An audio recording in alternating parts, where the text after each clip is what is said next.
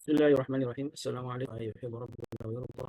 أشهد أن لا إله إلا الله وحده لا شريك له، وأشهد أن محمدا عبده ورسوله لا بعده. اللهم صل وسلم وإمامنا محمد وعلى آله وصحبه ومن والاه ولا حول ولا قوة إلا بالله. أما بعد. Sahabatku jamaah Majlis Keluarga Indonesia yang nantiasa dirahmati Allah Subhanahu wa taala, alhamdulillah wa syukurillah. Tentu kita bersyukur atas semua nikmat yang telah Allah berikan kepada kita, dan kita berharap ketika bersyukur tentu Allah sebagaimana janjinya akan menambahkan kenikmatan yang kita akan raih. Dan alhamdulillah tentu kenikmatan di pagi ini kita sudah dibangunkan dalam keadaan sehat walafiat, dan paling utama kita masih dalam keadaan iman dan Islam. Hingga dengan itulah alhamdulillah kita bisa berjumpa dalam majlis ilmu, sebuah majlis yang di sanalah Allah turun. Di sana pula para malaikat turun untuk mengaminkan orang-orang yang selalu hadir istiqamah dalam majlis ilmu. Dan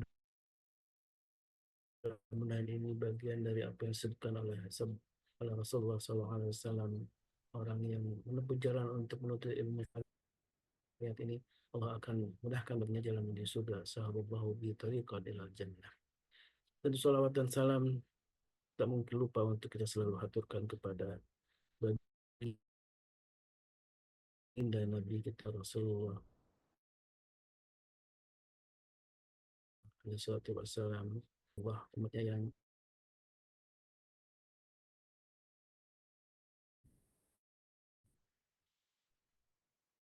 mesti kita berjumpa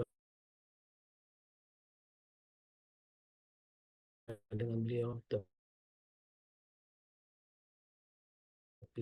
begitu mencintainya, dan untuk memberikan beliau dan juga untuk istiqomahkan dalam jalan dakwahnya.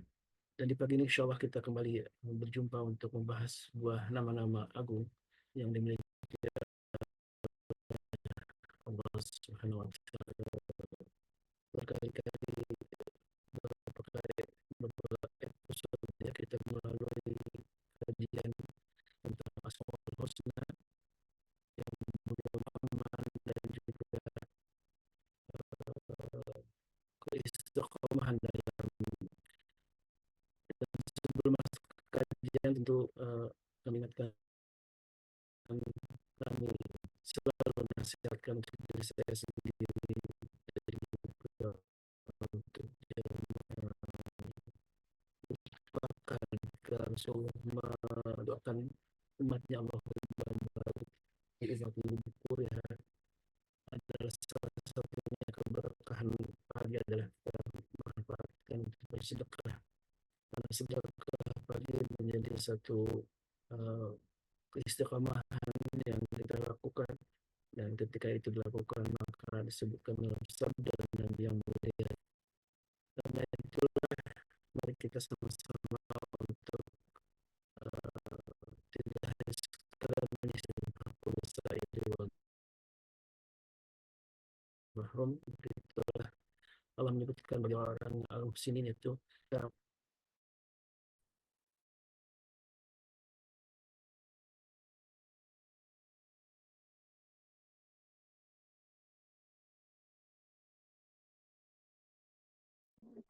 Signal ya Wisnu. Iya, di saya putus-putus beliau. memiliki harta dan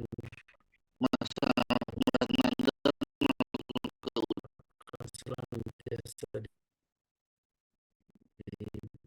disedekahkan.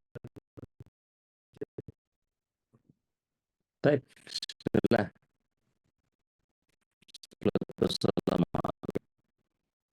Jelas, Be. Assalamualaikum warahmatullahi wabarakatuh. Alhamdulillah sakinah fi qulubil mu'minin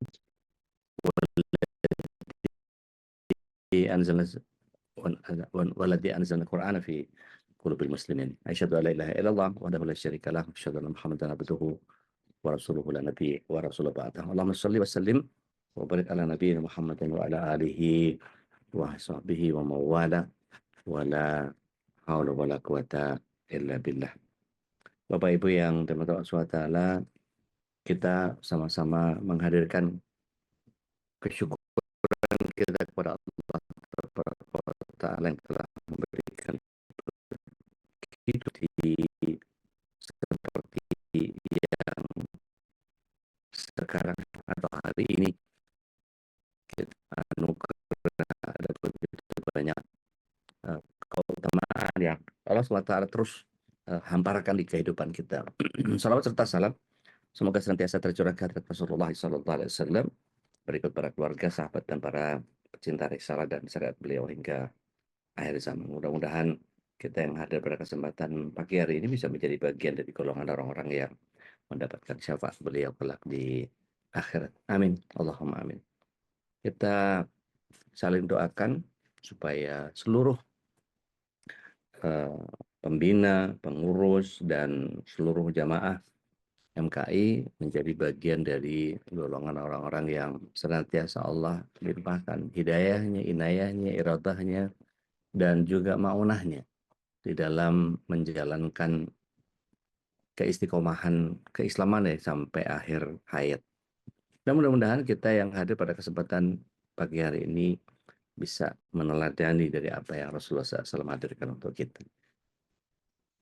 Kita doakan semuanya lancar-lancar saja. Tadi bagian yang Ustaz Khalis sampaikan, sayang tadi sinyalnya masih banyak yang terputus. Mudah-mudahan Allah senantiasa memberikan keberkahan dalam hidup beliau. Amin. Allahumma. Kita sampai kepada bahasan yang ke-66 dari Asmaul Husna. Sekali lagi, disclaimer-nya adalah saya bukanlah orang yang sangat paham tentang Asmaul Husna. Saya hanya membacakan beberapa literatur tentang ini. Sehingga yang paling tahu sifat-sifat Allah, asma Allah adalah Allah sendiri. Dan saya hanya sekedar menyampaikan apa yang difahami oleh beberapa ulama. Jadi ini bukan datang dari saya. Jadi monggo kalau ada yang mau mengoreksi, mau menambahkan, mau menyempurnakan pemahaman kita, tafadhol masykur. Kita sampai di Al-Majid, Allah yang maha mulia. Kemuliaan Allah yang tiada tara, tidak hanya Al-Karim, tidak hanya nanti ada persoalan-persoalan yang lain, tetapi Muhammad Al-Ghazali menyatakan bahwa Allah Al-Majid ini adalah dia yang mulia zatnya, yang indah perbuatannya, dan banyak anugerahnya, sehingga sifat ini menghimpun makna yang terkandung dalam sifat ada Al-Jalilnya, ada Al-Wahabnya, ada Al-Karimnya. Jadi ketika kita lahir di dunia, tidak ada yang dimiliki manusia selain fisik yang lemah, tangisan, dan berbagai potensi yang Allah Ta'ala simpan di dalam dirinya. Seiring bertambahnya usia, maka Allah Ta'ala memberikan atau menganugerahkan beragam keutamaan kepadanya. Termasuk pemenuhan kebutuhan jasmani dan rohani, serta kebebasan dalam memilih jalan hidupnya. Tidak hanya itu, Allah SWT menyediakan sarana yang lengkap supaya manusia bisa meraih kemuliaan hidup, baik di dunia maupun di akhirat. Dan sarana ini adalah agama yang benar. Jadi di dalam agama ini ada serangkaian aturan yang lengkap dengan sosok teladan di dalam diri Rasulullah SAW yang akan memandu gerak langkah seorang manusia. Dan manusia dibimbing untuk mengetahui mana yang benar dan mana yang salah, mana yang haram, mana yang halal, dan mana yang akan mencelakakan dan mana pula yang akan menyelamatkan. Sehingga semua telah dijabarkan secara detail. Bahkan Rasulullah SAW menyatakan ma baqiya syai'un yuqarribukum ilal jannah wa yubaitukum minan nar illa waqad buyyina lakum. Tidak tersisa sedikit pun apa-apa yang mendekatkan kalian kepada surga dan menjauhkan kalian dari neraka kecuali semua sudah disampaikan. Nah, ketika Allah menyuruh kita sholat misalnya, disiapkan berbagai perangkat yang memungkinkan untuk kita menjalankannya. Diberikan kesehatan, kecerdasan akal, petunjuk pelaksanaan, sampai kemudian keringanan bagi yang berhalangan. Waktu luang, air untuk berwudu, kalau nggak ada air pakai debu. Gitu ya. Masya Allah. Ada ketentraman jiwa, ada banyaknya keberkahan, ada kumandang azan untuk mengingatkannya. Sampai dijadikannya setiap jengkal tanah di muka bumi ini sebagai masjid, ya, tempat bersujud. Kecuali dua tempat, kamar mandi dan kuburan.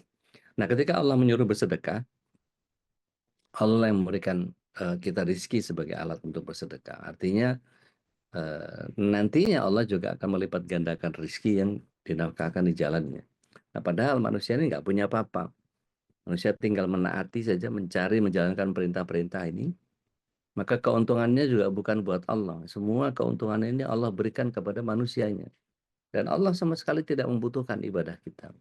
Tetapi kita yang butuh kepada ibadah kepada Allah Tabaraka wa Ta'ala. Maka ketika Allah mampu, ketika manusia mampu maksud saya, menyesuaikan diri dengan perintah Allah, maka beragam pahala, kebahagiaan, pujian, kemuliaan sudah disiapkan oleh Allah SWT sebagai ganjarannya. Andai pun berdosa, Allah Ta'ala tidak akan serta-merta menjatuhkan hukuman karena kasih sayang Allah mendahului kemurkaannya kepada para pendosa. Dan Allah Ta'ala memberi kesempatan untuk bertobat dan memperbarui imannya. Jadi ketika dosa-dosanya Allah gugurkan dengan berbagai cara, sehingga ketika meninggal beban dosanya terhapuskan. Saat sakit terkena musibah misalnya, kemudian sakit dan musibahnya ini disikapi dengan kesabaran, maka doa-doanya pun akan berguguran. Begitu pula ketika istighfar.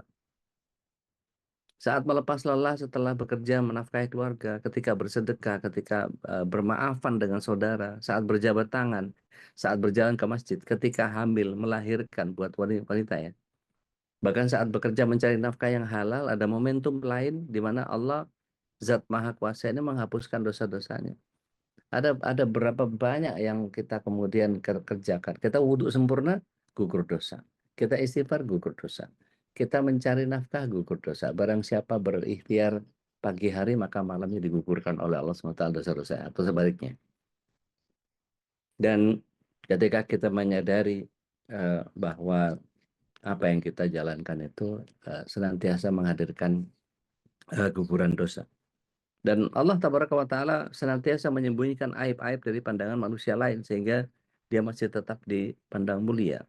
Ketika dia berniat salah, Allah tidak menampakkan secara lahir.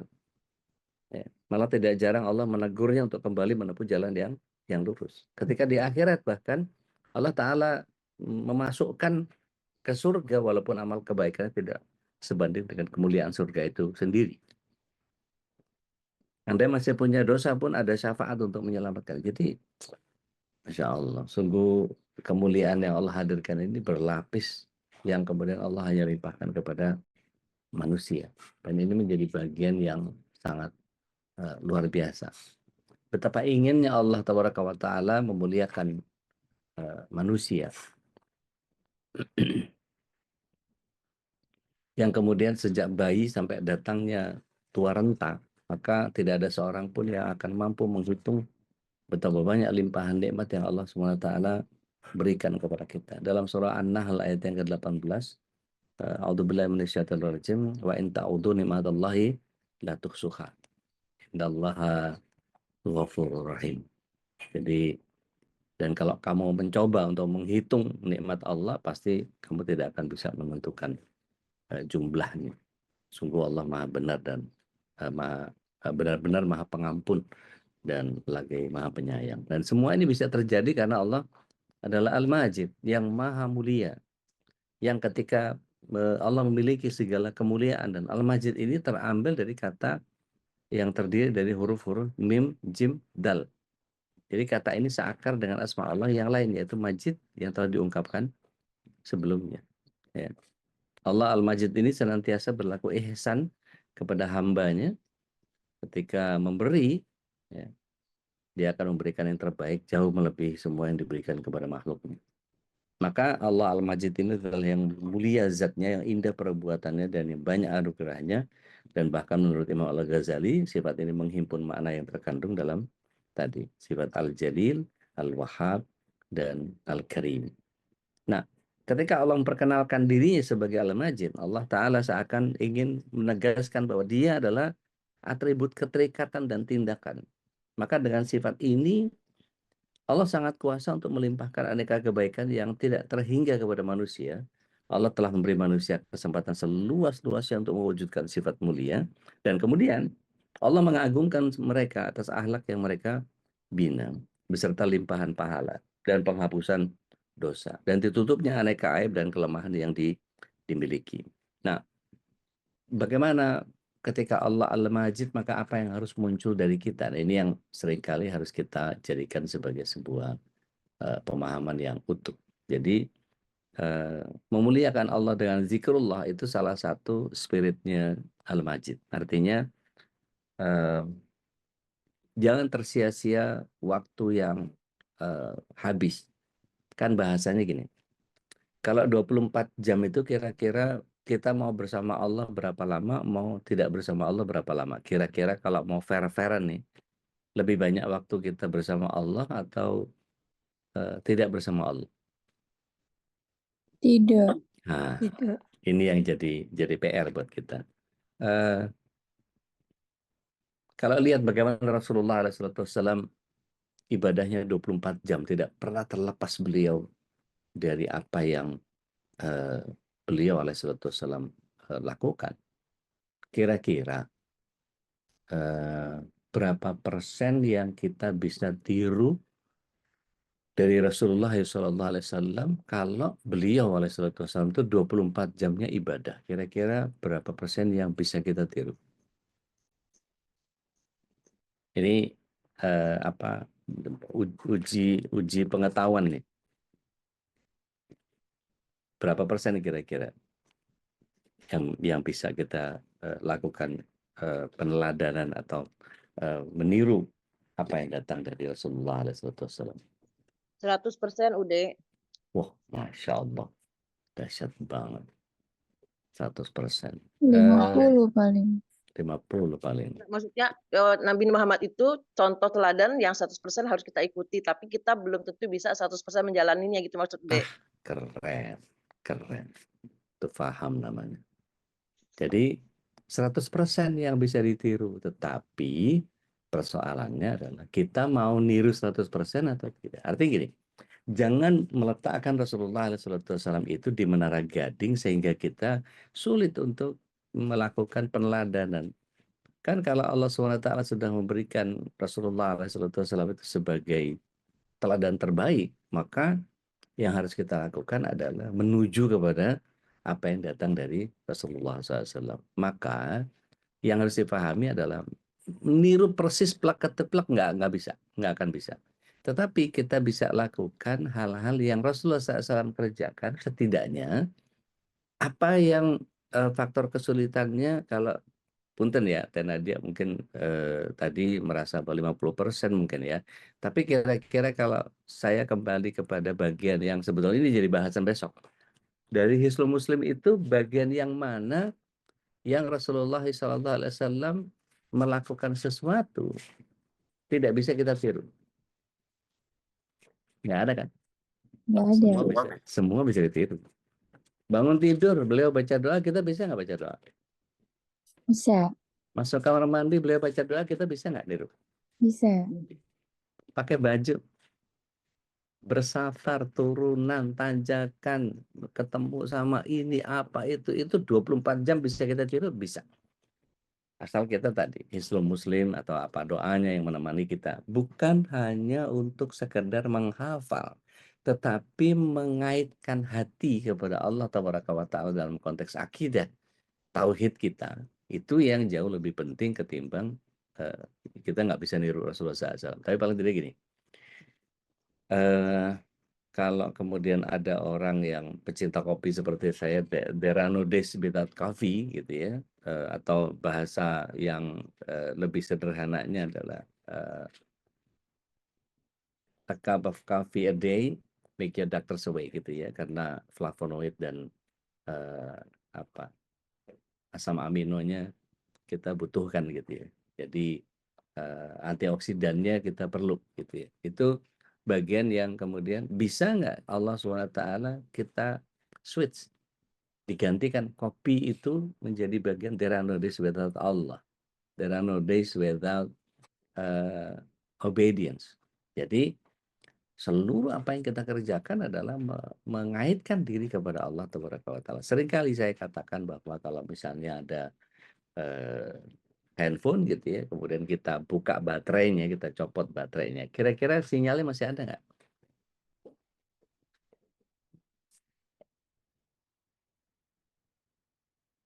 Kalau handphone kita switch off, ya, kita ambil baterainya, kira-kira sinyalnya masih ada? Masih, masih. Masih ada, Ude. Masih ada. Masih ada, Mbak Meli. Tapi handphonenya yang tidak bisa menerima.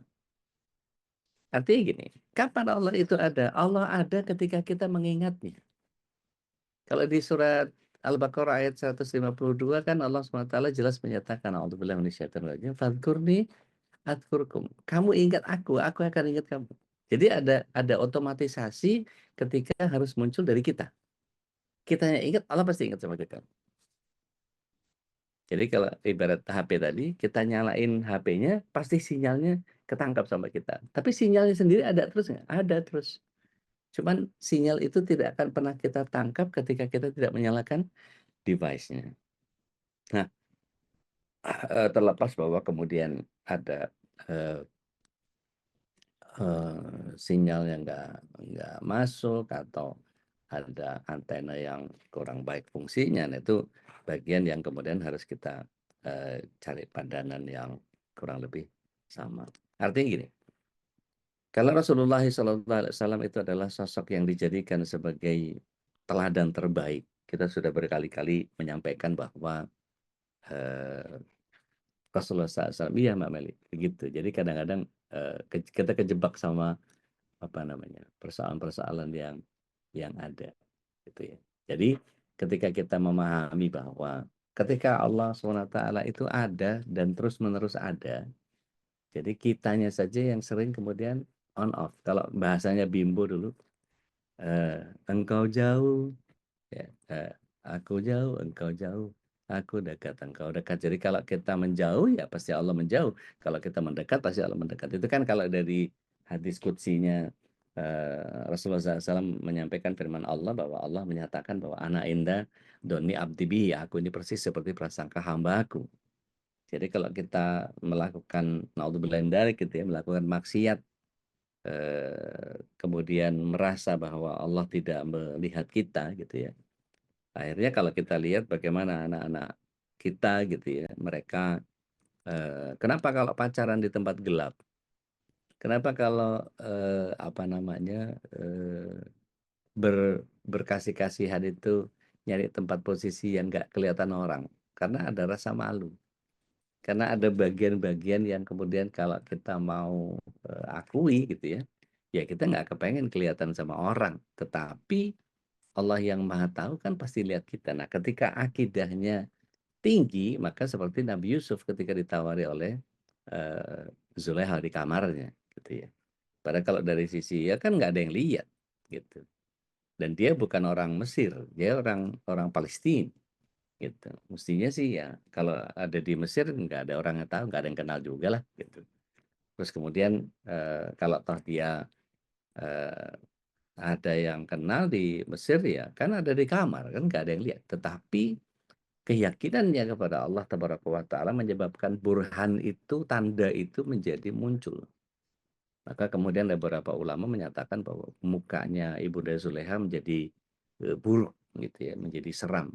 Tetapi ada banyak ulama juga yang menyatakan bahwa dia mengingat bagaimana dia digebuk dadanya sama ayahanda Yakub alaihissalam, bahwa engkau ini adalah anaknya Nabi, cucu Nabi, cicitnya Nabi.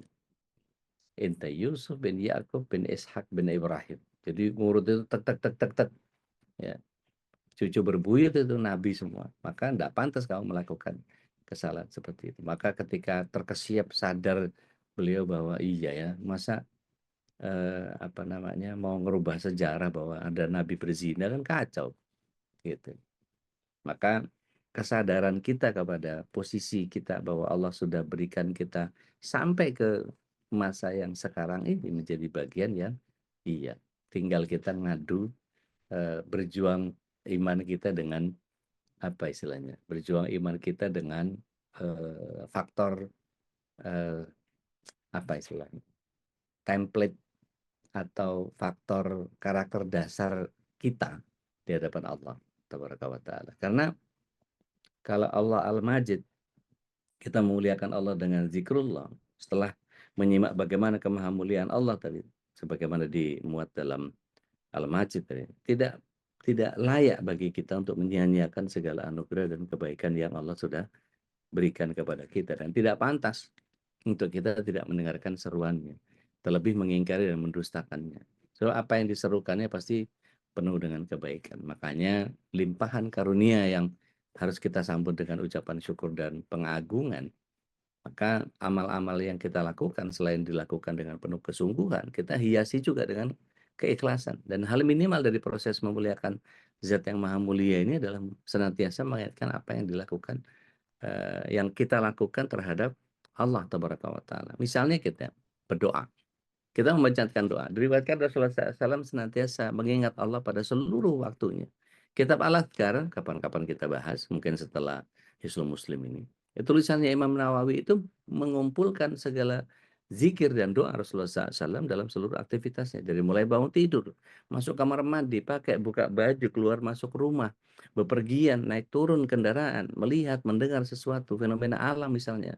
Sampai tidur kembali, itu adalah bagian yang kemudian seperti tadi yang saya bilang, Hisnul Muslim, apa doanya, Al-Adhkar atau Al-Ma'surat atau apapun gitu. Nah, doa atau lafaz zikir ini tentunya bukan hanya sekedar diucapkan tanpa makna. Apa perbedaannya berdoa dan membaca doa? Ada yang mau sharing? Apa bedanya membaca doa dan berdoa? Kalau berdoa pakai hati, kalau membaca doa sekedar baca. Masya Allah. Kalau membaca doa cuma lisan. Tapi kalau berdoa melibatkan fikir. Sehingga kata Rasulullah SAW, Allah tidak akan menerima doa dari hati yang lalai. Bahkan ini menjadi bagian yang Imam Hasan Al-Banna sering gembar-gemborkan kepada murid-muridnya. Nah, kalau kita, Imam Ibnu Qayyim Al-Jauzi juga menyampaikan seperti itu. Allah tidak menerima doa dari hati yang lalai. Maka saya pernah berikan satu arahan kepada jamaah umroh. Perbanyak istighfar ya Bu, kita datang sebagai pendosa. Karena kita ini didatangkan oleh Allah Tabaraka wa Ta'ala ke tempat yang mulia dan penuh ampunan ini, yang ketika kita tidak meraupnya banyak-banyak, saya nggak tahu apa yang Allah berikan kepada kita. Maka apa yang terjadi? Ada nggak orang yang umroh kopernya ketinggalan? Ada orang yang umroh airportnya ketinggalan. Ada orang yang HP-nya ketinggalan. Ada yang dompet ketinggalan. Ada yang jam tangan. Padahal mahal, dan kemudian itu dijaga betul kemuliaannya. Ya, tapi bisa masuk ke lubang jamban dan seterusnya. Dan banyak sekali yang kemudian kalau kita melihat runut, ada nggak orang yang kehilangan ini dan itu dan apa segala macam dan seterusnya. Banyak sekali. Artinya gini, kalau kemudian yang diingat adalah bagian itu, seharusnya dia akan lebih takut ketika ada begitu banyak keberkahan yang Allah cabut dari kita. Bayangkan kalau kemudian ada seseorang dari kita yang kemudian Allah SWT berikan apa istilahnya?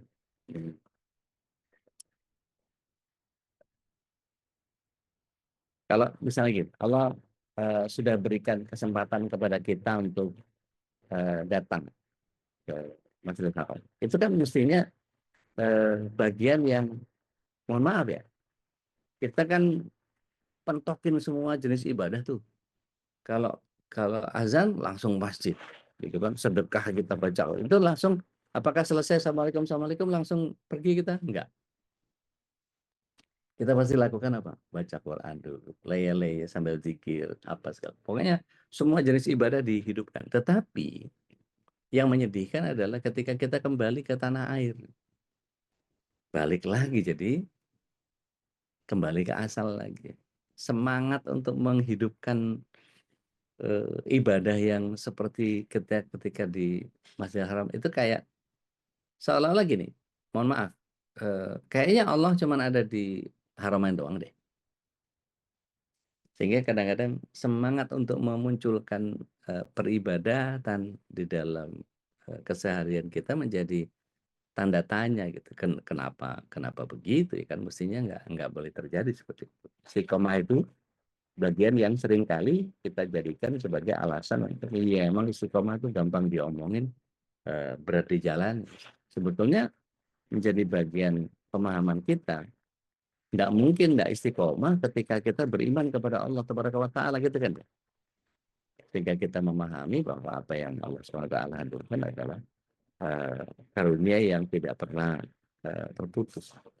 Nah, kalau kita kemudian melihat bahwa keterlibatan Allah, kehadiran Allah, dan keagungan Allah itu dalam seluruh keadaannya pasti dihadirkan, maka mestinya seluruh langkah usaha, harapan dan tujuan kita akan tersandar dan terarah kepada Allah Tabaraka wa Ta'ala karena pertolongan dan ridhonya. Maka Syekh Abdul Qadir Al-Jailani menasihatkan bahwa ingatlah kalian kepada Allah dengan hati, kemudian dengan lisan, maka berzikirlah sebanyak-banyaknya dengan hati, satu kali dengan lisan. Berzikirlah supaya ketika mendapat musibah dengan sabar, maka ketika mendapatkan dunia bisa meninggalkannya, dan ketika mendapatkan akhirat dengan menerimanya, makasih saya. Ketika bersama Allah dengan bertauhid dan saat bersama selain Allah dengan berpaling darinya. Maka disinilah sesungguhnya tertumpunya kekuatan, keberanian, ketenangan, dan kepuasan seorang muslim. Maka apapun yang akan atau telah diperoleh setelah itu, ini pun doa-doa, zikir kemudian dikemas untuk mempertemukan pikiran dan kesadaran manusia dengan Allah Ta'ala. Maka banyaknya lafaz zikir menghendaki terjadinya pertemuan yang dimaksud terus-menerus. Yang jadi PR adalah hari ini masih terlalu banyak di antara kita yang kemudian memahaminya, doa apa yang bisa saya panjatkan ketika saya menghadapi kondisi seperti ini.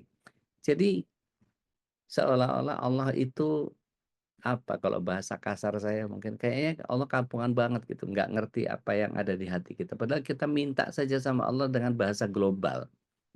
Ya Allah, saya sedang misalnya gini, keakraban kita sama Allah itu kalau sudah sangat akrab, nggak butuh kita kepada lafaz-lafaz yang aneh-aneh yang kita, aduh, saya nggak ngerti bahasa Arab, Ustaz takutnya salah. Nggak usah, bahasa Indonesia juga bisa kok. Kita pakai bahasa apa saja gitu. Nyeres Sunda ge tiasa gitu. Ngendikan Jawa nggih saged gitu. Kabar doa bahasa Minang pun jadi. Gitu. Jadi apapun kecuali bahasa Betawi ya, kalau yang saya sering bilang ya, kalau bahasa Betawi itu kan songong ya. Ya Allah, gua minta sama lo kasih nggak sama gua gitu ya. Nggak mungkin juga orang doa modal kayak begitu gitu. Tapi maksud saya gini, apa yang kita inginkan sama Allah SWT. Kalau kita kemudian mentok-mentok cuman punya satu jenis doa yang kita paling gampang apalnya. Rabbana atina fid dunya hasanah wa fil akhirati hasanah wa qina azabannar, itu sudah meliputi segala sesuatu. Maka cukup dengan kemudian kita menghadirkan doa yang versi kita sendiri gitu ya. Mungkin ada hajat tertentu, maka mintakan sama Allah Tabaraka wa Ta'ala dengan bahasa yang global. Ya Allah, aku menginginkan kebaikan darimu dan jauhkan aku dari keburukanku.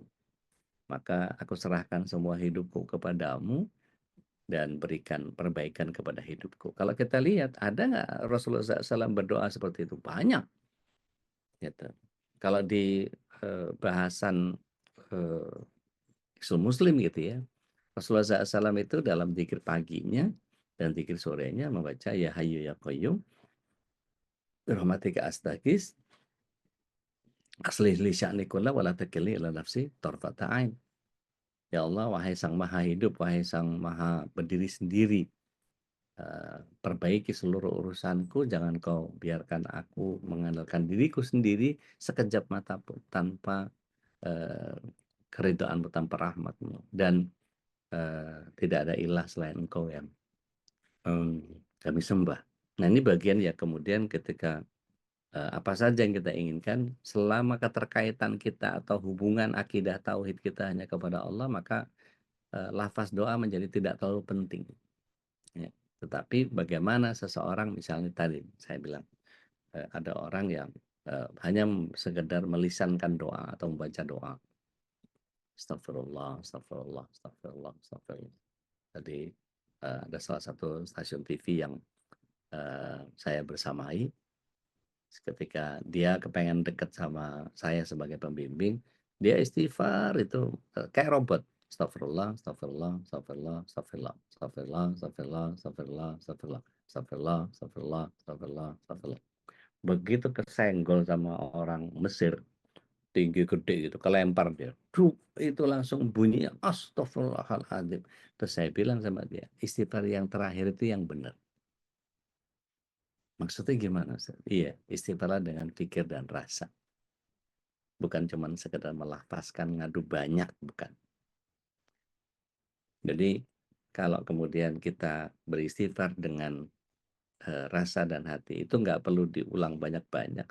Cukup sekali kita mengatakan astagfirullahaladzim, tapi dengan penuh sesal, penuh rasa bahwa, duh, ini kalau nggak diampuni sama Allah berabe nih, bahaya besar buat saya. Saya kalau nggak dapat ampunan Allah, bagaimana saya bisa akan mendapatkan rahmatnya? Bagaimana saya bisa peka terhadap ini semua? Dan contoh misalnya, ada orang yang ketika disuruh baca Al-Quran suka menghindar.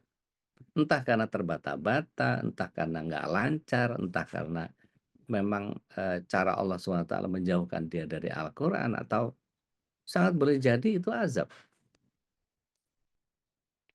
Kalau kita nggak punya kenikmatan membaca Al-Quran, itu ada masalah apa sama Allah?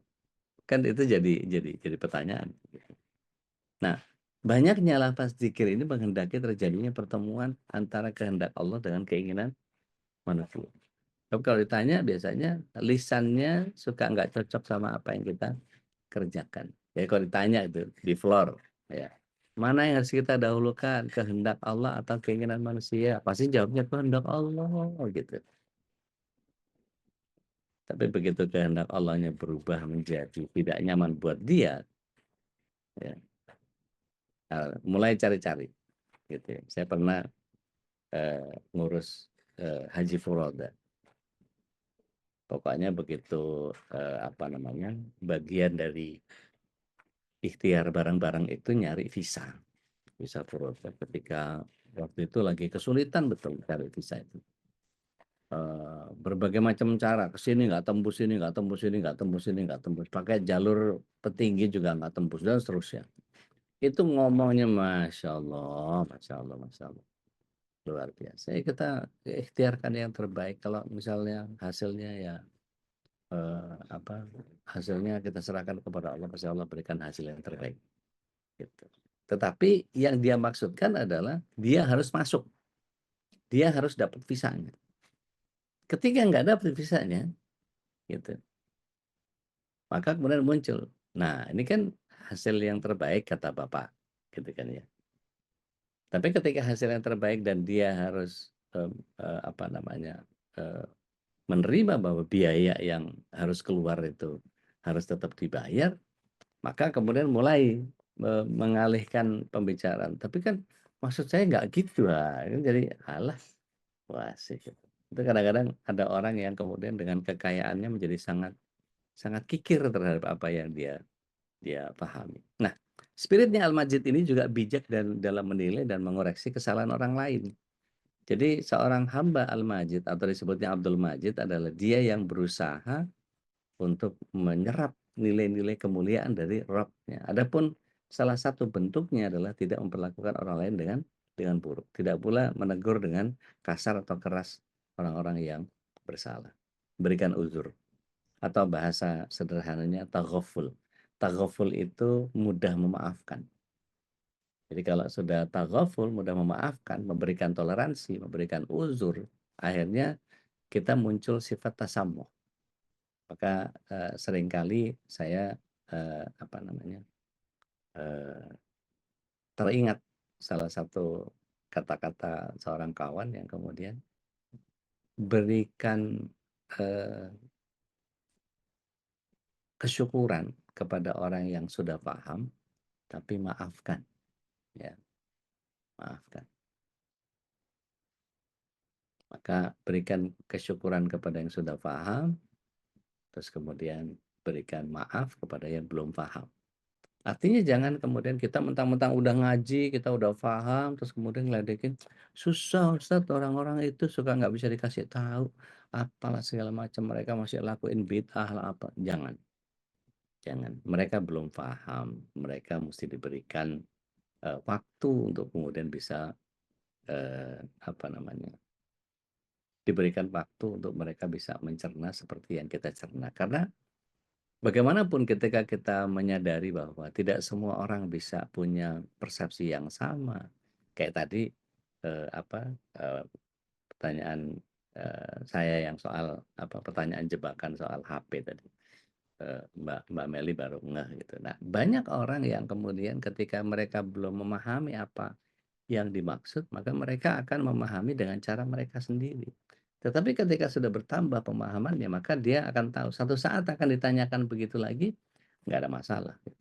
Jadi pertama kita harus paham bahwa tidak ada manusia yang paling sempurna, paling ideal selain Rasulullah SAW dengan semua kekeliruan, kesalahan yang Allah maksumkan beliau.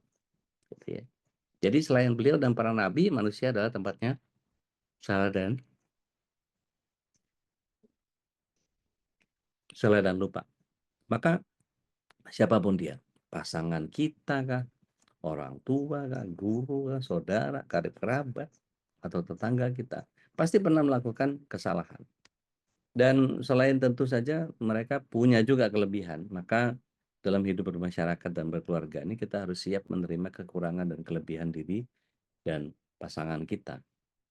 Nah, syukuri kelebihannya dan bersabar dengan kekurangannya. Maka muncul seperti yang kemarin saya sampaikan di sekolah Bunda di Sabtu malam itu, sampai kemudian mampu memunculkan dengan semua kekuranganmu, engkau sempurna untukmu. Jadi artinya memang sadar betul bahwa yang dikerjakan adalah bagian yang pasti manusia tidak pernah ada yang bisa sempurna. Artinya gini, kalau misalnya kita menemukan kekurangan pasangan atau siapapun lah ya, bantu dia untuk memperbaikinya bukan dengan menghakimi.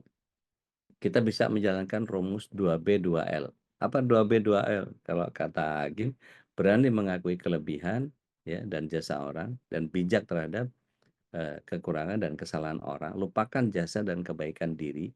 Jadi lihat kekurangan dan kesalahan diri.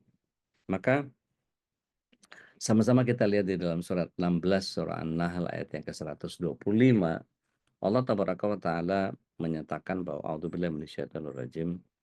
Ud'u ila sabili rabbika bil hikmah wal mau'izah hasanah wajadilhum billati hiya ahsan. Artinya gini, menyeru kepada jalan Tuhanmu dengan hikmah dan pelajaran yang baik dan bantahlah mereka dengan bantahan yang baik, dengan cara yang baik. Maka kata-kata hikmah di sini adalah kata-kata yang kita pilih, yang paling baik di antara yang paling baik. Dan ini menjadi kemampuan kita untuk melakukan penyesuaian terhadap apa yang harus kita sampaikan kepada banyak orang. Contoh begini, kalau di anak kecil, kita sering mainin cucu, keponakan, atau siapapun gitu ya, anak kecil itu biasanya, halo sayang, udah mamam?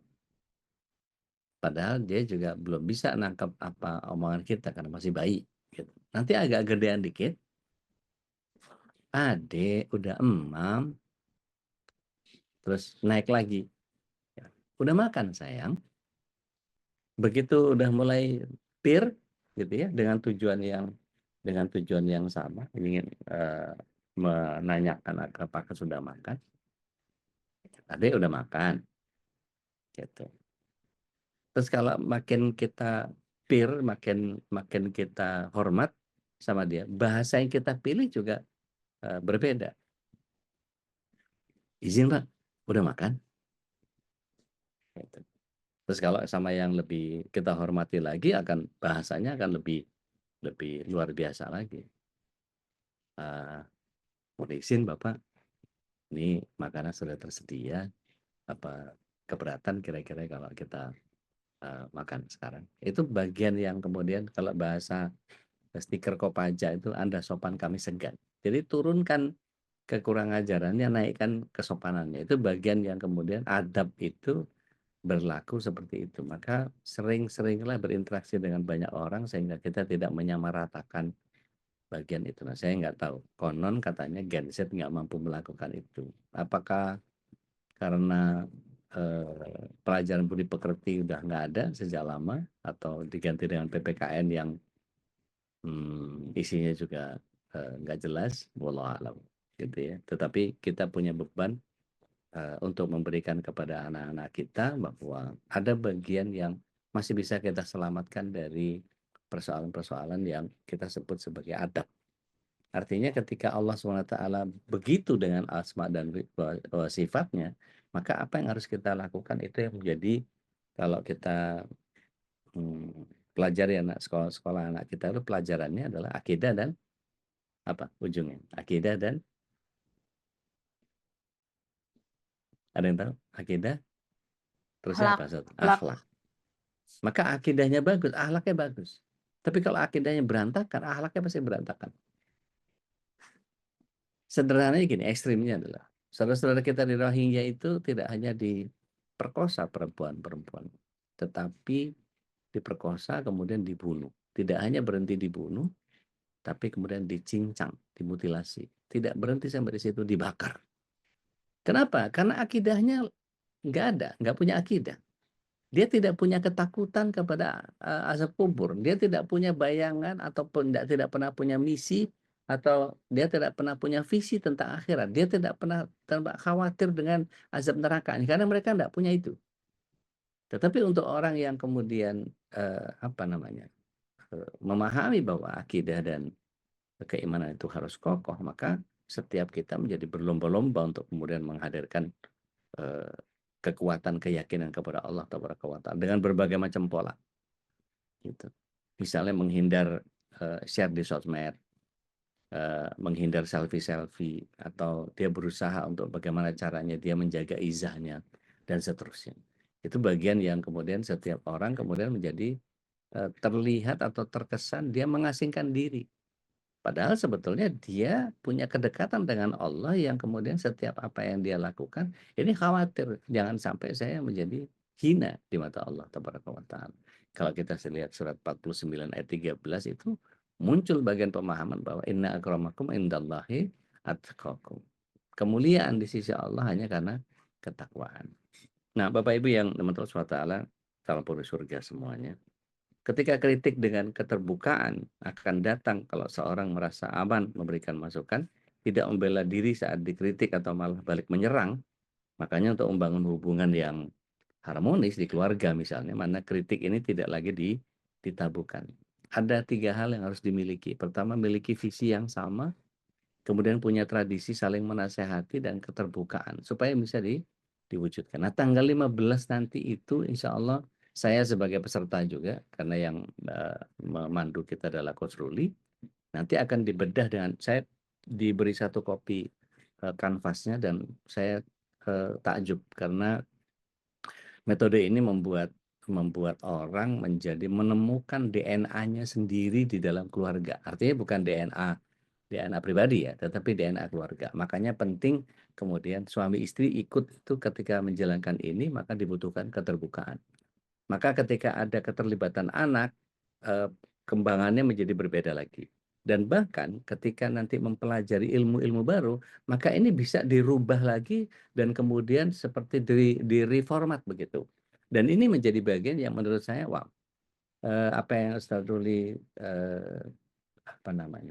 canangkan sebagai family growth, jadi bertumbuhnya keluarga, itu menjadi sangat luar biasa. Maka yang sudah daftar jangan sampai enggak Jangan sampai nggak hadir ya. Sayang betul ilmunya, Masya Allah. Karena ini akan kita mengurai mahligai surga yang sedang kita susun bersama keluarga kita. Jadi ini bukan pengajian yang bisa didengar, apa namanya, bisa didengar apa ya, ceramahnya berbusa-busa, bukan.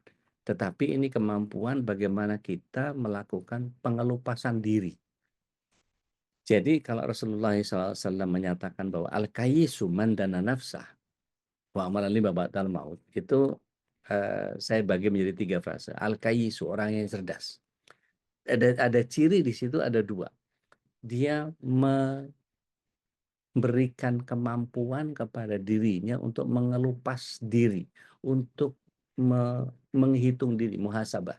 Saya kurangnya apa, saya nanti itu ada persepsi tentang pasangan. Dan itu betul-betul kalau bisa kita ikuti, kita larut di dalamnya, karena ini bukan urusan urusan usahudi, tetapi urusan kita pribadi, dan itu menjadi sangat personal nanti, gitu. Apa yang kita pahami, apa yang pasangan kita pahami, apa yang dia persepsikan tentang kita dan kita persepsikan tentang dia, nanti dikalibrasi.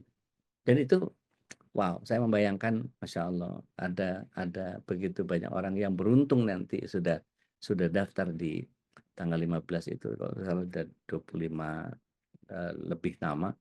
Itu saya berharap bahwa Allah SWT berikan pencerahan kepada keluarganya sehingga betul-betul terurai mahligai surganya itu, dan kemudian memahami bahwa setiap kita itu unik, setiap kita itu punya retina yang berbeda, sidik jari yang berbeda, DNA yang berbeda, sehingga ketika membentuk DNA keluarga itu menjadi bagian yang dengan pola yang tidak ada template-nya, dengan pola yang dihadirkan bersama, itu bagian yang kita mesti bagaimanapun tetap memuji Allah yang maha mulia. Nah, ada mutiara kisah yang saya ingin hadirkan, tapi sebelumnya ada beberapa tips sederhana yang kita bisa hadirkan untuk mengkritik pasangan, teman, atau orang yang banyak berinteraksi dengan kita. Yang pertama, perhatikan situasi dan kondisi. Jangan mengkritik pasangan atau siapapun yang kita ingin kritik itu ketika dia sedang marah, capek, lapar, banyak masalah, dan lainnya. Kalau laki-laki bikin kenyang dulu baru ajak ngobrol. Ya. Kemudian gunakan kata-kata yang sopan dan halus.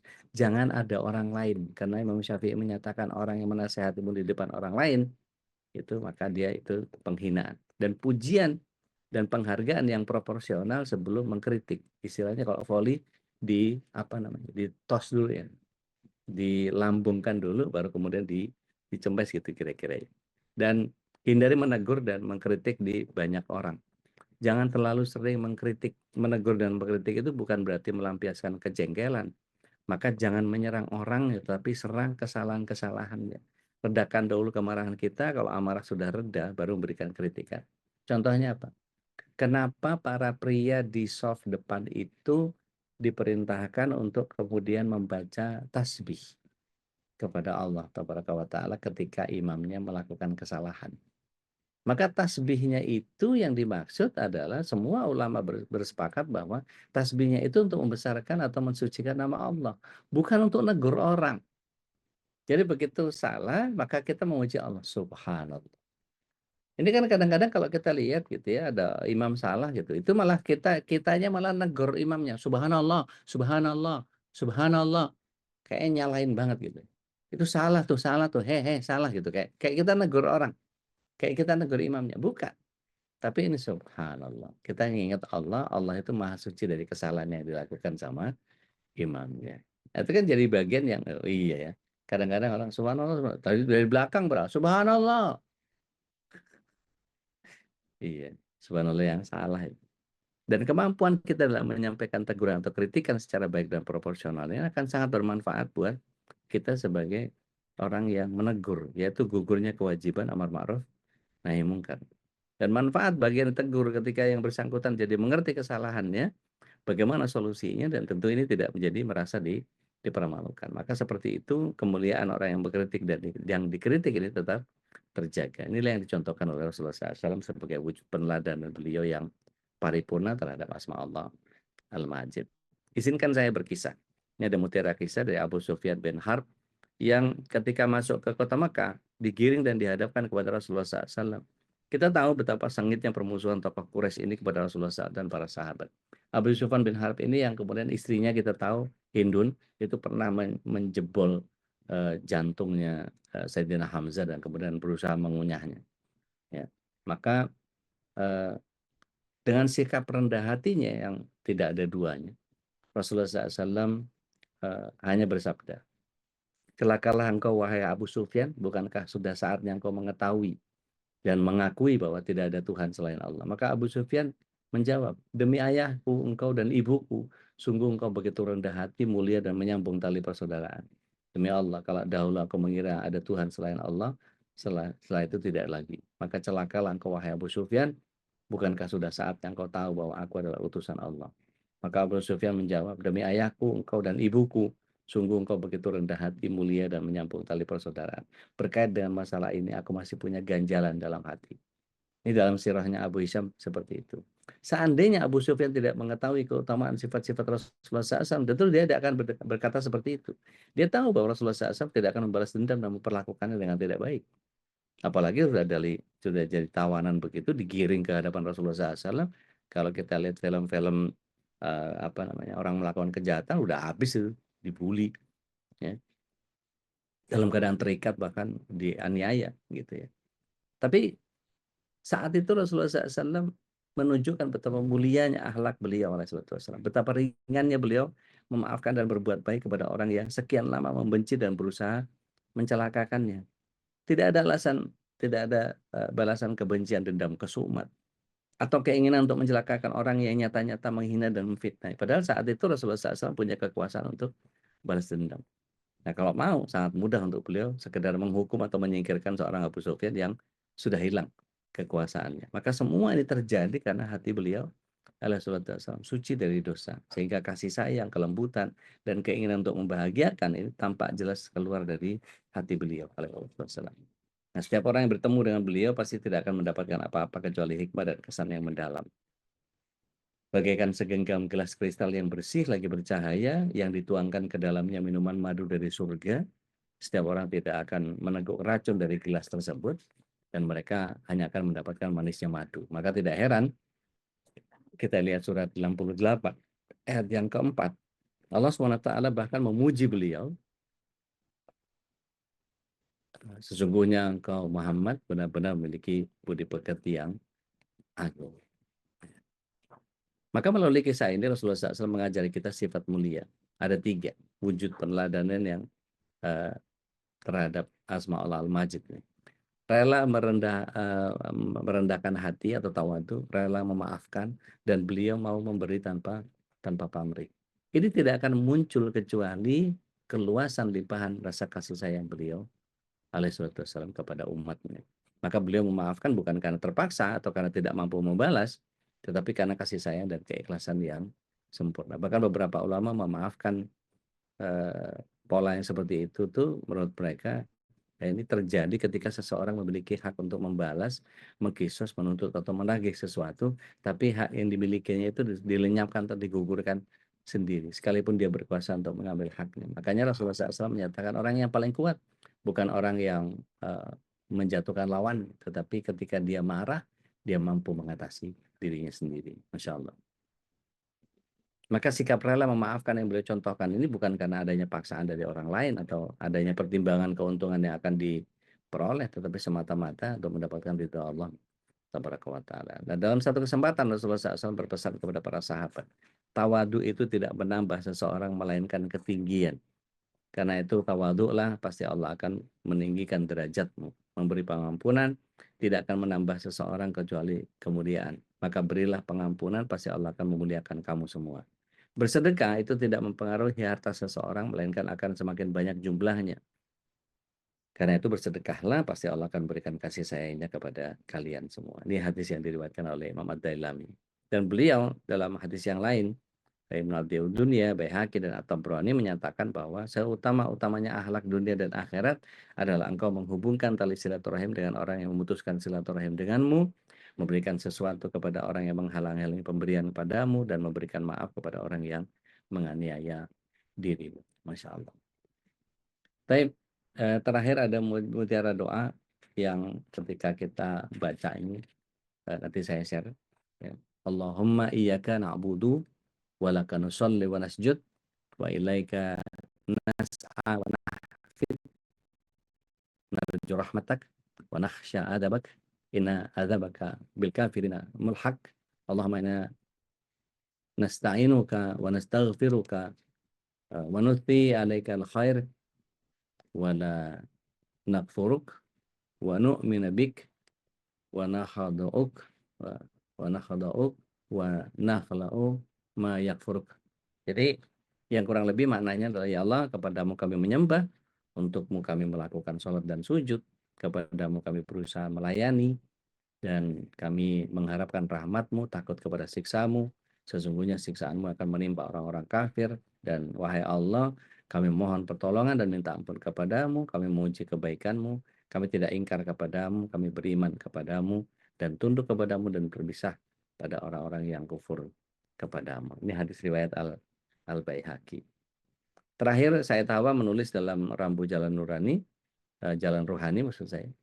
Ini ada perkataan Ibnu Athaillah yang menyatakan, apabila Allah Ta'ala hendak menampakkan karunia-Nya kepadamu, Dia akan menciptakan amal dan menisbatkannya kepadamu. Artinya, Allah akan menisbatkan segenap perbuatan dan karunia-Nya kepada kita, maka lahir ungkapan, ini orang dermawan, ini orang soleh, dan lainnya.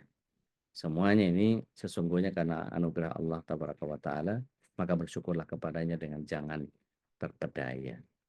Wallahu a'lam bishawab. Saya kembalikan lagi ke Ustaz Khalis, mungkin ada jeda iklan yang akan lewat. Alhamdulillah, mudah-mudahan kita termasuk orang yang mampu mengaplikasikan, yang mempraktekkan pemahaman kita terhadap al-masjid ini dalam kehidupan sehari-hari, karena orang mulia ini adalah karena dimuliakan oleh Allah Subhanahu wa Ta'ala, ya. Dimuliakan karena begitu banyak kenikmatan yang telah Allah berikan kepada kita, dan kemuliaan akhlak menjadi salah satu yang memang harus kita syukuri, dan mudah-mudahan kita juga bisa mengajak saudara-saudara kita, terutama tentu keluarga kita dan anak kita, untuk bisa meneladani sifat-sifat mulia dari Allah Subhanahu wa Ta'ala, yaitu Al-Majid. Baik, sebelum masih menunggu beberapa pertanyaan, silakan kita kasih waktu di sesi pertanyaan sekitar 2 atau 3 pertanyaan ya, Ustaz, ya. Insyaallah. Dan sebelum masuk pertanyaan, kita simak dulu informasi komersial berikut ini. Bismillahirrahmanirrahim.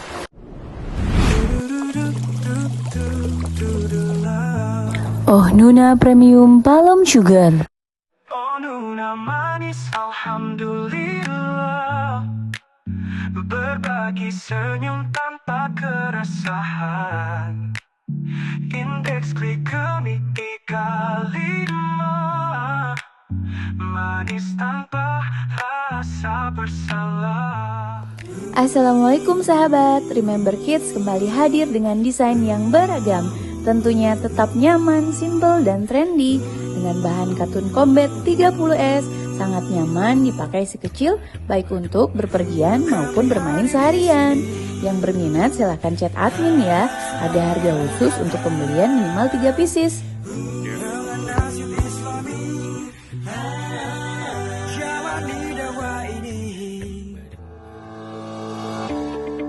PMP 812 dibuat dengan bahan-bahan segar pilihan, dilengkapi dengan kuah cuko khas Palembang, sungguh menambah kekayaan rasanya.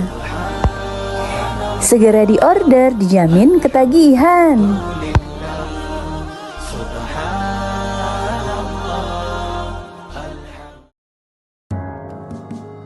Tampil cantik dan tetap syar'i dengan brand Rayhan. Dibuat dari bahan ceruti baby doll, sangat nyaman dipakai sehari-hari dan membuat kesan elegan. Desainnya original dan anggun. Segera order dan pilih warna kesukaanmu.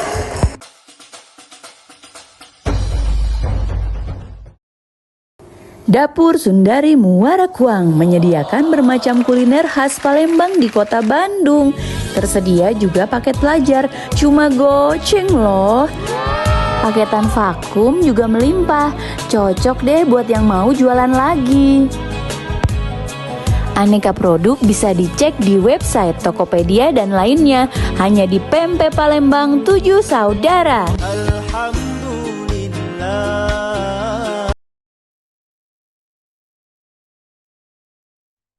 Baik, jamaah yang berubah, dan kami berinformasikan pula, insya Allah di tanggal 14 ya kita ada kegiatan rutin, kegiatan gratis di Rumah Sidan MKI, dan tanggal 15-nya kita lanjutkan dengan kegiatan tadi pelatihan parenting ya bersama Ustaz Ruli Renata insya Allah, dan satu dua Jabari. Baik, silakan Bu Nita. Assalamualaikum warahmatullahi wabarakatuh. Waalaikumsalam warahmatullahi wabarakatuh. Nah, aku dia mau menanyakan mengenai Asmaul Husna yang dibaca waktu kita meminta doa. Misalkan seperti ya Fatah, ya Rozak, Urzukni. Ya. Ya. Cukup dengan seperti itu aja atau ada doa lain yang dikaitkan dengan itu, atau kayak ya Manan, ya Hanan, ya Manan, ya Fatah, ya Rozak. Nah, terus seperti kayak doa untuk kita minta sehat kan Ani Masani, cukup dilanjutkan dari permintaan itu tadi, atau cukup dengan ya Fatah, ya Rozak, Urzukni itu sudah bisa dikatakan bahwa itu kita memuji Allah dan kita sedang meminta karena Allah yang Maha Pemberi, kata seperti itu. Begitu, Dek. Demikian. Assalamualaikum Baik. warahmatullahi wabarakatuh. Waalaikumsalam warahmatullahi wabarakatuh. Bismillah. Salatu wassalamu ala Rasulillah. Boleh dengan yang singkat begitu, boleh. Atau misalnya gini, kita tahu bahwa ya Fatah ya Razak itu wahai sang maha pembuka, wahai sang maha pemberi rizki. Artinya kita berharap bahwa dengan membaca itu akan dibukakan rizki untuk kita. Jadi boleh saja.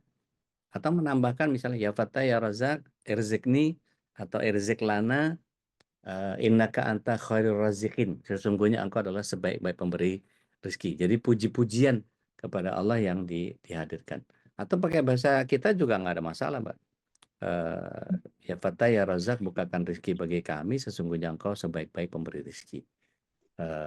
Saya sedang ada kebutuhan begini ya Allah, ini tuh segala macam, saya kepengen bantu banyak orang apa bla bla bla. Boleh, nggak ada masalah. Gitu. Atau kayak tadi gitu, ya mana nih Hana, selama kita tahu maknanya apa gitu ya. Seperti saya sering kali gunakan Asmaul Husna itu untuk ujung doa.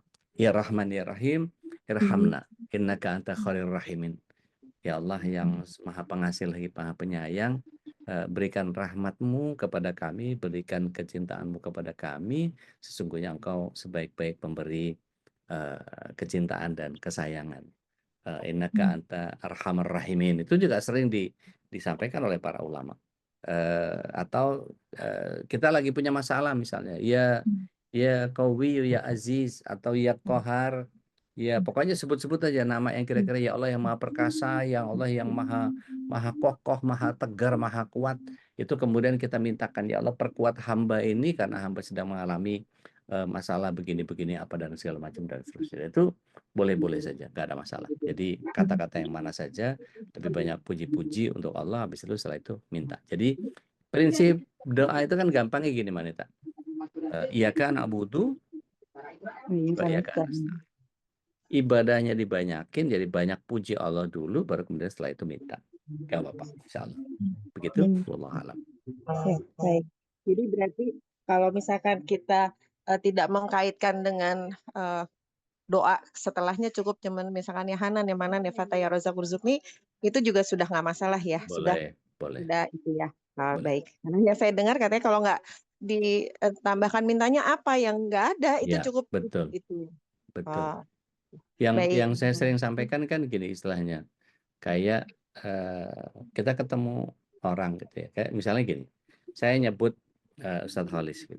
Ustadz Khalis kan beliau pasti apa gitu kan. Saya sebut Ustadz Khalis yang gagah, Ustadz Khalis yang baik hati, tidak sombong, rajin menabung, dan terus saya sebut beliau, tapi mau ngomong apa nggak jelas. Saya sebut-sebut aja beliau ini maksudnya ngapain sih, udah ini nggak jelas banget. Tapi kalau disampaikan, saya nanti Ana mau ngobrol sama antum tanggal 15 ya waktu itu kan ada yang disampaikan, ada yang mungkin ada yang diminta, ada yang apa, boleh aja.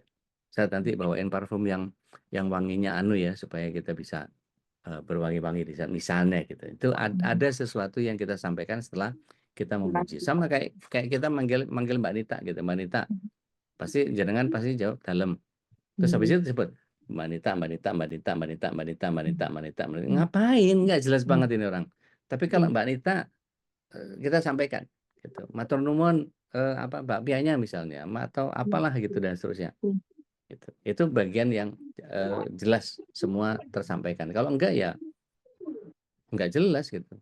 Ya kalau ya Manan ya Hanan ya Fatah ya Razak, habis itu baca sekian kali. Maksudnya apa? Rasulullah SAW nggak pernah ngajarin.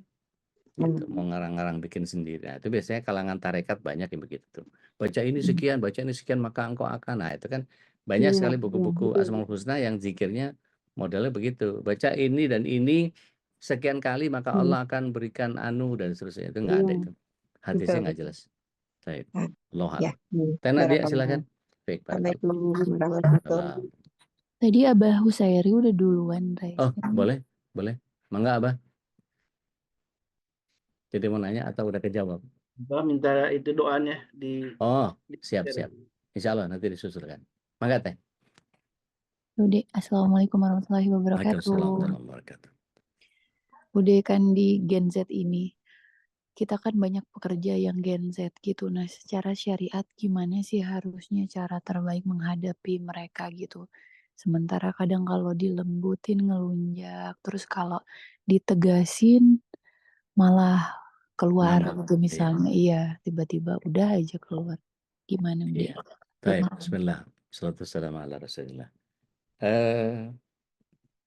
Bahasa sederhananya adalah komunikasi efektif ya.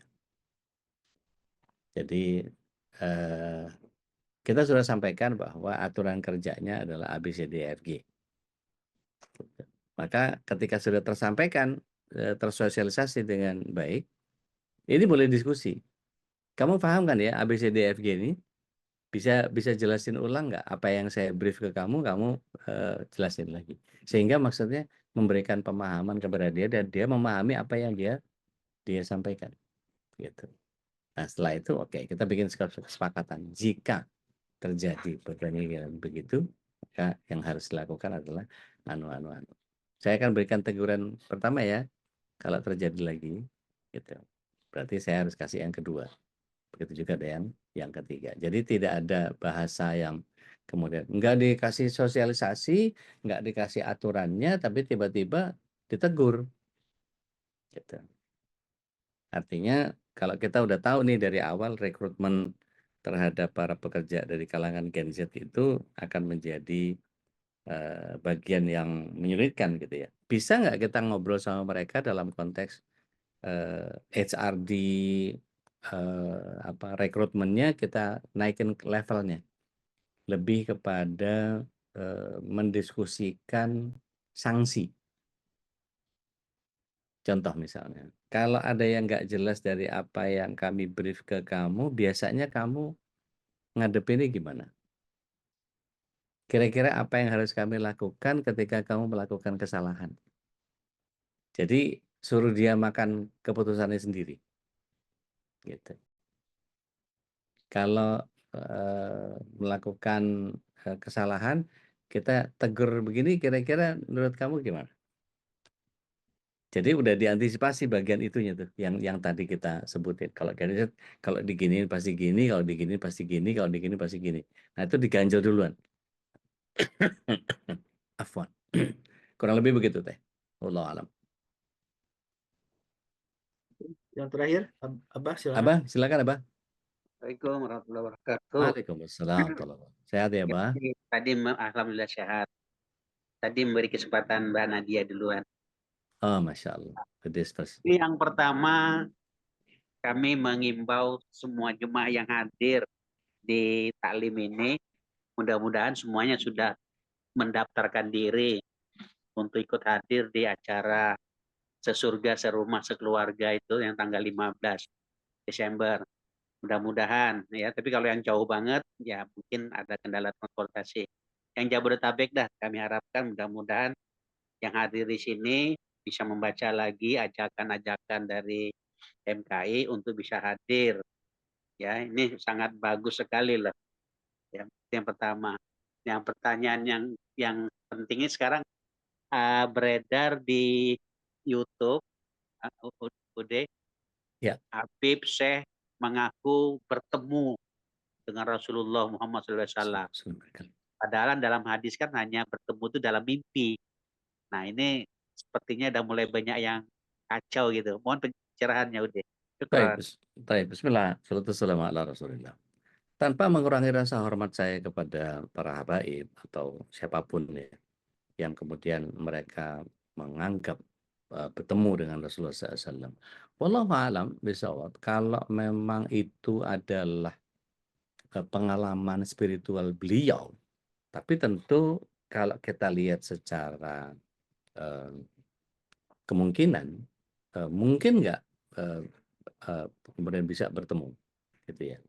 Pertama, orang yang bisa ketemu sama Rasulullah SAW itu, kalau tadi dikatakan dalam mimpi, itu ada 2 kriteria. Yang pertama, dia harus pernah bertemu dengan Rasulullah SAW sehingga dia tidak keliru melihat orang. Yang pertama. Jadi orang yang hidup sejaman dengan Rasulullah SAW. Yang kedua, dia membaca kitab Asy-Syama'il Muhammadiyah. Jadi bagaimana kening Rasulullah SAW, bagaimana giginya, bagaimana alisnya, bagaimana ini dan itu dan segala macam, itu Syama'il Muhammadiyah itu tergambar. Nah, kalau dia bertemu dengan konteks itu, maka ya dua kelompok itu, yang pertama pernah bertemu dengan Rasulullah SAW dan yang kedua pernah membaca kitab Syama'il Muhammadiyah. Di luar itu, wallahu alam, kalau mereka misalnya para wali misalnya gitu ya, wallahu alam, bisa nggak dipertemukan dengan Rasulullah SAW secara fisik begitu? Mungkin saja kalau Allah mau, tapi masalahnya kembali kepada pemahaman kita. Itu kan kemampuan beliau yang di luar nalar kita. Artinya gini, kembali kepada kita. Kita mau mempercayai itu sebagai sebuah kemuliaan beliau di hadapan Allah, tapi jangan kemudian menganggap bahwa oh, ini orang hebat berarti harus diikuti semuanya. Kembali lagi kepada apa yang Allah SWT berikan kepada kita. Rasulullah SAW mengajarkan kepada kita dari bagian yang kemudian secara sederhana saya sering sampaikan bahwa kalau ada kejadian, ini kejadian bulan November 2023, ada laporan gitu ya, ada laporan kronologis terjadinya kecelakaan di lampu merah Jalan Anu yang diawali oleh motor yang berplat nomor sekian dengan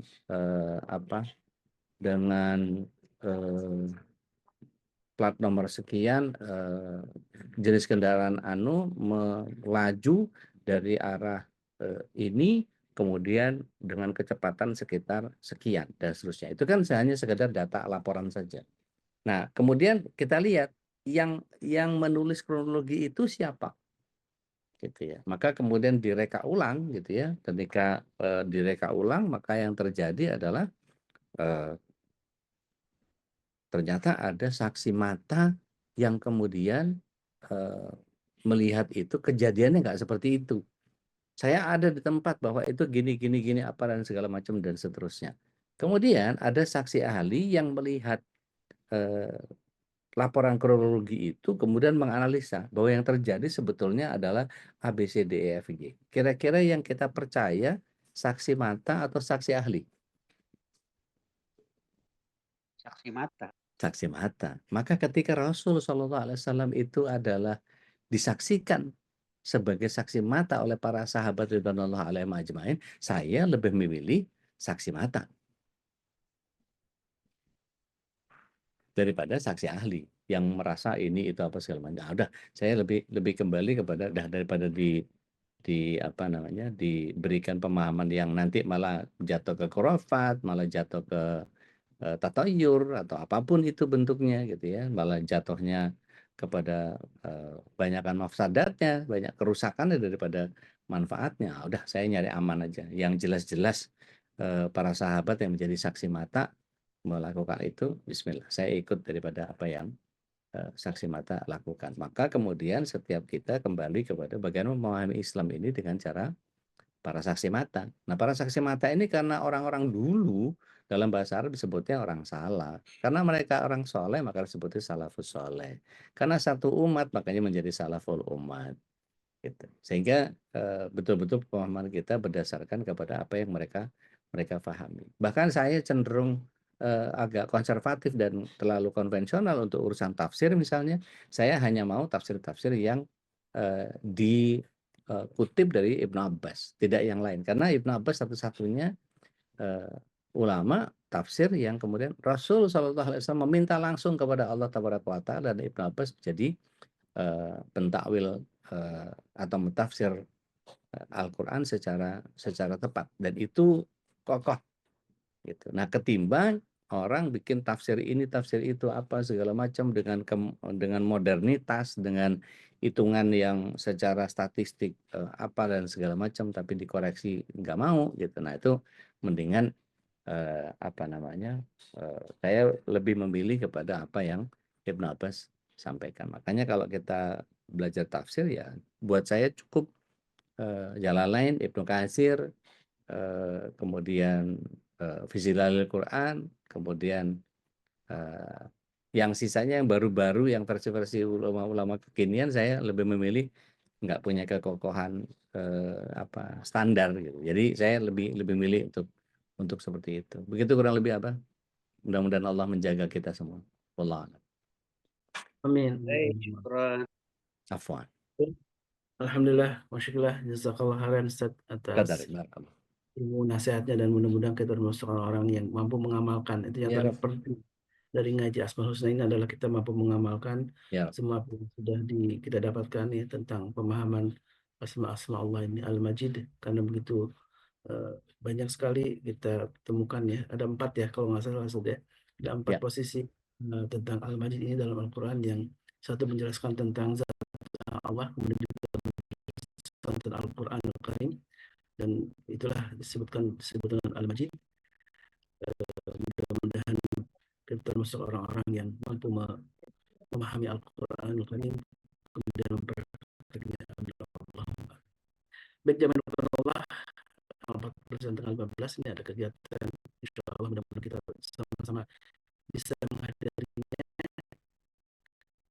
Untuk 14 itu adalah kita berbagi dengan saudara kita di kegiatan khitan gratis ini. Insya Allah kita akan rutin setiap bulan kita melakukan kegiatan khitan ini. Dan yang tanggal 15 ada kegiatan yang insya Allah ini adalah bagian dari sekolah ayah bunda, yang tentu kita menjadi berharap selalu bahwa keluarga kita keluarga yang bisa masuk surga ya semuanya, dan mudah-mudahan kita bertemu kelak di akhirat dalam keadaan penuh dengan kebahagiaan. Mari kita tutup dengan doa kafaratul majlis. Subhanakallahumma wa bihamdika asyhadu an la ilaha illa anta astaghfiruka wa atubu ilaik. Assalamualaikum warahmatullahi wabarakatuh. Waalaikumsalam warahmatullahi wabarakatuh.